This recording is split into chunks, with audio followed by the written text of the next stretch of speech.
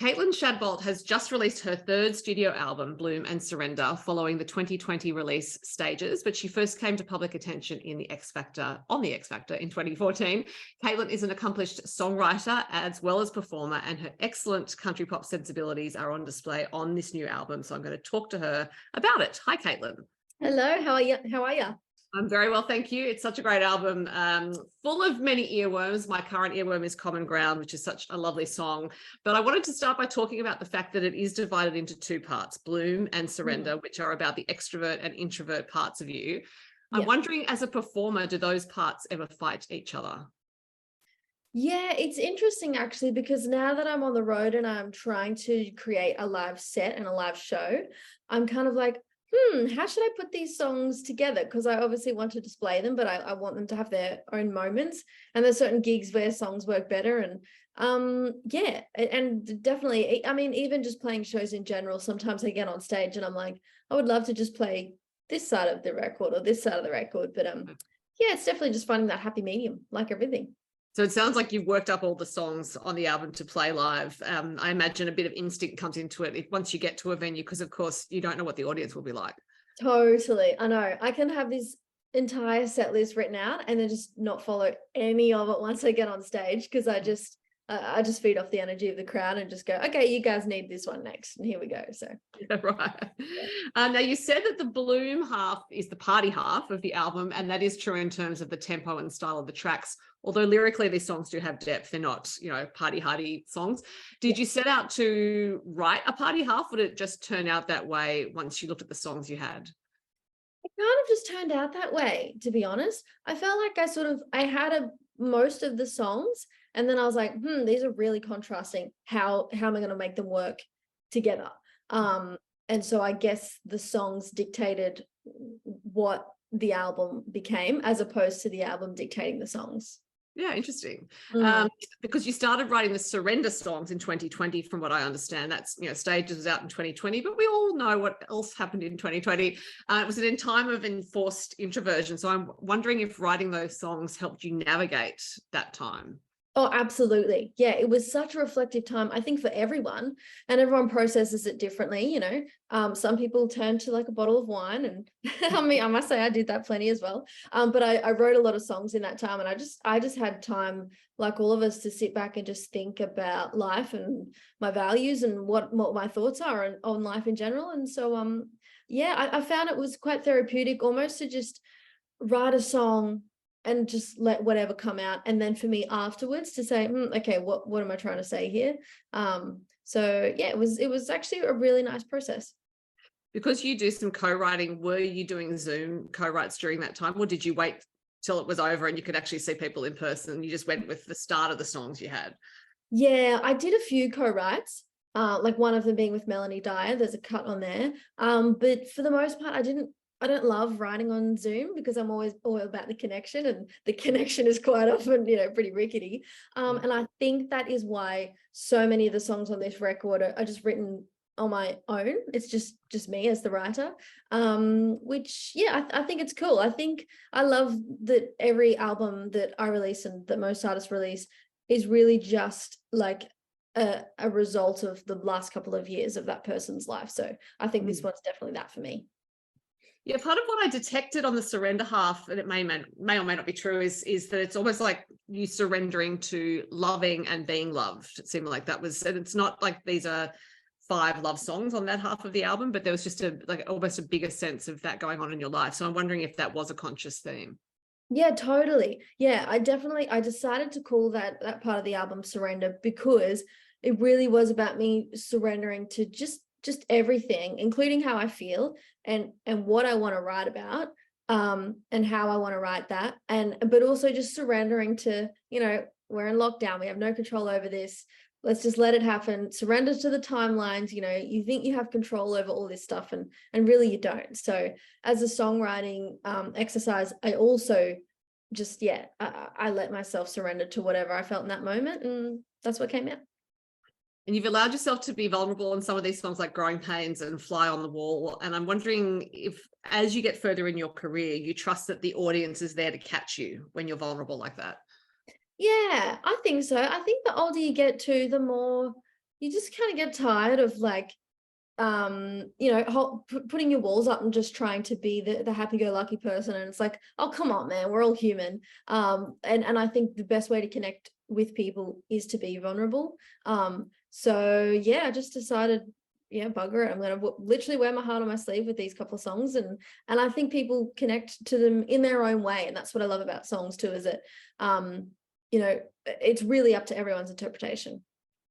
Now, you said that Fly on the Wall, which is the last track on the album, is the most vulnerable song you've recorded to date. And you also recorded it in a vulnerable way. It was one take. It was you and a guitar, as in your voice and a guitar. And it's a beautiful recording. I'm wondering, though, to prepare for something like that, you probably didn't know it was just going to be one take. You might have been prepared to do more takes. But do you almost like have to gear yourself up like it's a performance so that you can be really present with that song when you record it? Yeah, definitely. I think because I just wrote that song exactly how it was recorded, then we tried to produce it into something and it just didn't kind of capture the magic in the same way that the demo did. And it was also the last track that we recorded. And to be honest, my partner and I, we were both like, stuff this, let's just record it and see what happens. We'll just do it in one take, no click track, no tuning, no nothing, just let's go. And we played it back and we were like, that's it. That's what it has to be. And yeah, we recorded it at nighttime after dinner. I turned all the lights off. And yeah, it was just, I just shut my eyes and it was just, yeah, a beautiful moment. Wow. Now, your partner is Matt Smith, who is the producer for this album as well. And I remember when I spoke to you around Stages time, you had set up some recording equipment where you live because of the pandemic, and you had learned how to do all the technical side of stuff. And obviously Matt was there with you. Clearly you trusted him enough after that you allowed him to produce your album.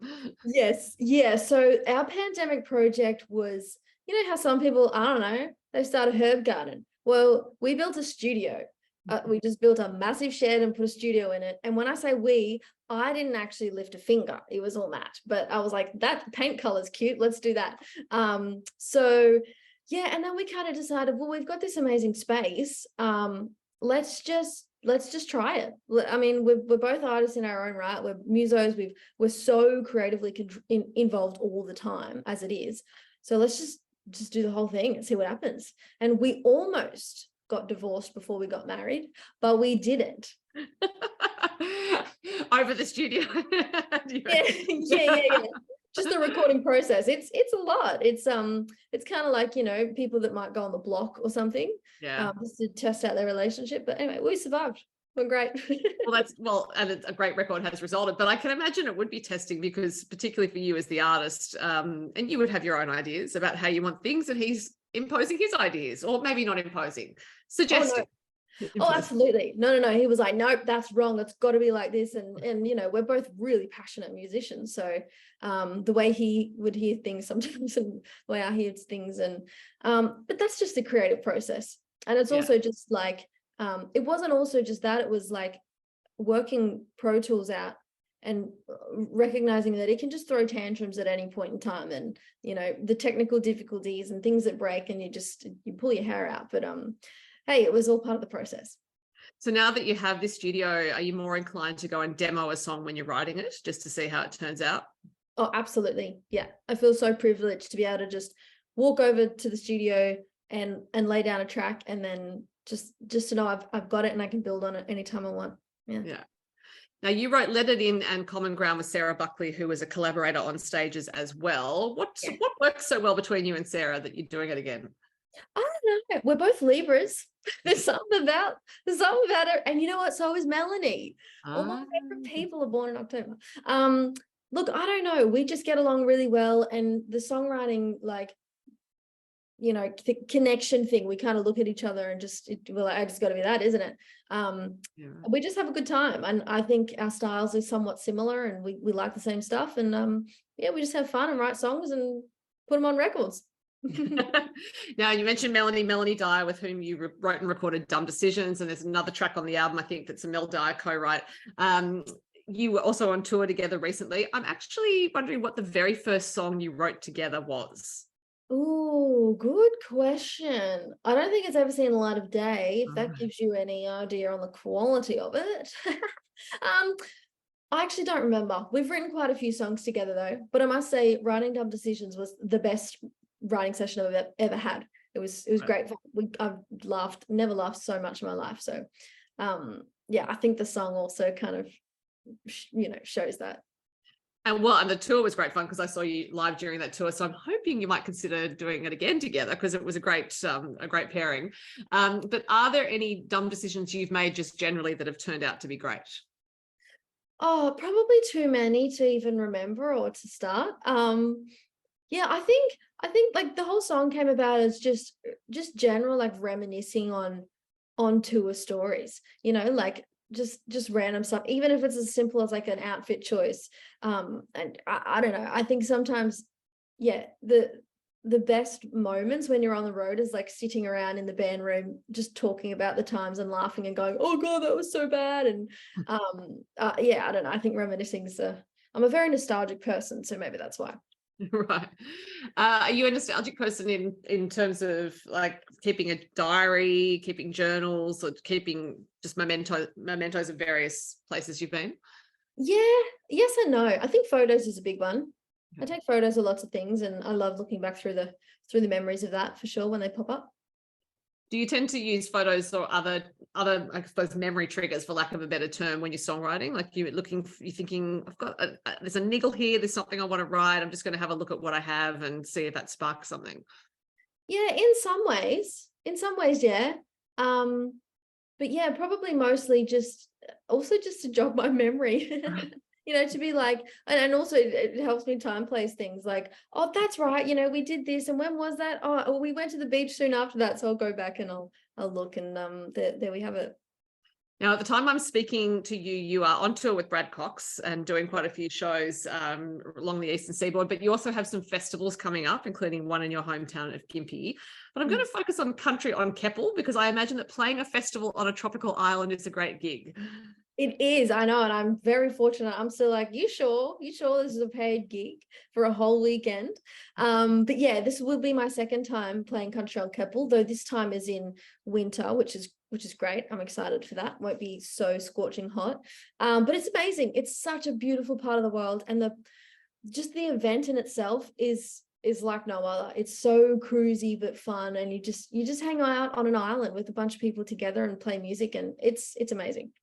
I saw a photo of where one of the stages was, and it was literally next to the beach. I thought that is extraordinary. Literally, like the last time I played, I had my sandals and I walked on the stage, like the side of stage, and then I quickly kicked them off and put my heels on and walked on stage, because there's just no way I could get to stage otherwise. Yeah. And now Gympie will be a different deal. That is a big outdoor festival.